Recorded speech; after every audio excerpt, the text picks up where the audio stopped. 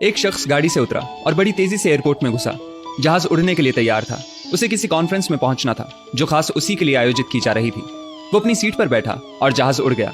अभी जहाज कुछ दूर ही उड़ा था कि कैप्टन ने ऐलान किया, तूफानी बारिश और बिजली की वजह से जहाज का रेडियो सिस्टम ठीक से काम नहीं कर रहा, इसलिए हम करीबी एयरपोर्ट पर उतरने के लिए मजबूर हैं। जहाज लैंड होते ही अब वो शख्स बाहर निकला और कैप्टन से शिकायत करने लगा कि उसका एक एक मिनट कीमती है और होने वाली कॉन्फ्रेंस में उसका पहुंचना बहुत जरूरी है।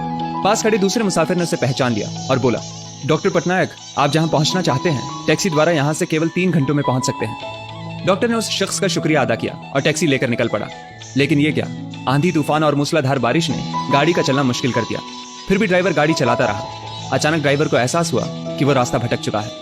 नाउमीदी के उतार चढ़ाव के बीच उस शख्स को एक छोटा सा घर दिखा। इस तूफान में वही गनीमत समझकर गाड़ी से नीचे उतरा और दरवाजा खटखटाया। आवाज आई, जो कोई भी है अंदर आ जाए, दरवाजा खुला है। अंदर एक बुढ़िया आसन बिछाए भगवत गीता पढ़ रही थी। उसने कहा, माँ जी, अगर इजाजत हो तो आपका फोन इस्तेमाल कर लो। बुढ़िया मुस्कुराई और बोली, बेटा, कौन सा फोन?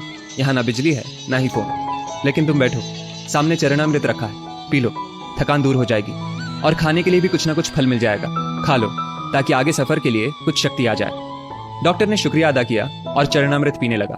बुढ़िया अपने पाठ में खोई थी कि डॉक्टर की नजर उनके बगल में पड़ी। एक बच्चा कंबल में लिपटा पड़ा था जिसे बुढ़िया थोड़ी थोड़ी देर में हिला देती थी। बुढ़िया ने पाठ समाप्त किया तो डॉक्टर ने कहा, माँ जी, आपके स्वभाव और एहसान ने मुझ पर जादू कर दिया है। आप मेरे लिए भी दुआ कर दीजिए, ये मौसम साफ हो जाए।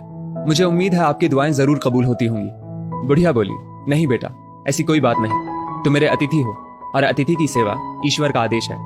मैंने तुम्हारे लिए भी दुआ की है। परमात्मा का शुक्र है, उसने मेरी हर दुआ सुनी है।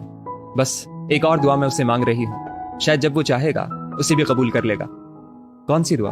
डॉक्टर ने पूछा। बुढ़िया बोली, ये जो 4 साल का बच्चा तुम्हारे सामने अधमरा पड़ा है, मेरा पोता है।